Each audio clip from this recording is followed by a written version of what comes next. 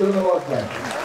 তিনি আলোচনার মধ্যে গিয়ে ওই ডিসেম্বরে থাকেননি, তিনি কিন্তু ফেব্রুয়ারিতে চলে গেছেন এবং ইউনূস সাহেব পিছিয়ে তিনি ফেব্রুয়ারিতে এসেছেন। বারবার করে বলছেন যে আপনারা কখনো নিয়ম ভঙ্গ করবেন না, আইন ভঙ্গ করবেন না, অন্যের উপর অন্যায় অত্যাচার করবেন না। আপনাকে যে জনগণ ভোট দেবে কি দেখে দেবে? আপনি ওকে ধমকাবেন, ওর ব্যবসা নিয়ে নেবেন, বাড়ি নিয়ে নেবেন, ওকে আপনাকে ভোট দেবে? দেবে না। ওই জায়গায় তার সঙ্গে আপনাকে ভালোবাসা তৈরি করতে হবে, উইনওভার করতে হবে, তাকে ভালোবেসে তার কাছ থেকে ভোটটা নিতে হবে, তাই না? এই বিষয়গুলো কিন্তু আপনার পার হয়ে আজকে এই জায়গায় আমরা এসেছি, ওই জায়গাটা তৈরি করার জন্য।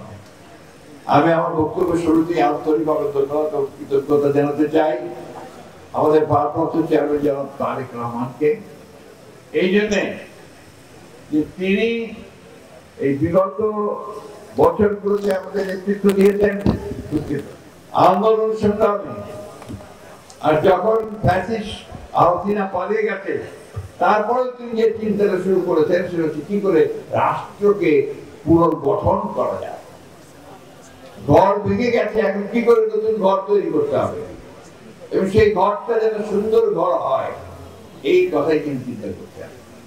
এবং তারই ধারাবাহিকতায় আমরা দেখলাম যে নির্বাচনের তারিখ সময় নিয়ে যখন আমাদের মধ্যে বিতর্ক চলছে, সরকার এবং রাজনৈতিক দলগুলোর মধ্যে দূরত্ব সৃষ্টি হচ্ছে, সেই সময় তিনি প্রধান উপদেষ্টা, মাননীয় প্রধান উপদেষ্টা ডক্টর প্রফেসর ইউনূস সাহেবের আমন্ত্রণে লন্ডনে তার সঙ্গে বৈঠকে বসে। এটা একটা বিরল ঘটনা। আমি সেদিনই বলেছিলাম এটা একটা ঐতিহাসিক ঘটনা।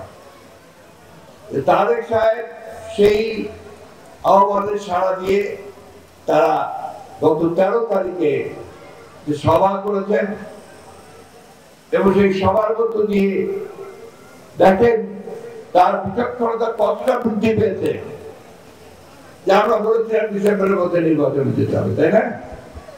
আর ইউনূস সাহেব বলেছিলেন তিনি এপ্রিলে ইলেকশন দেবেন, তাই না?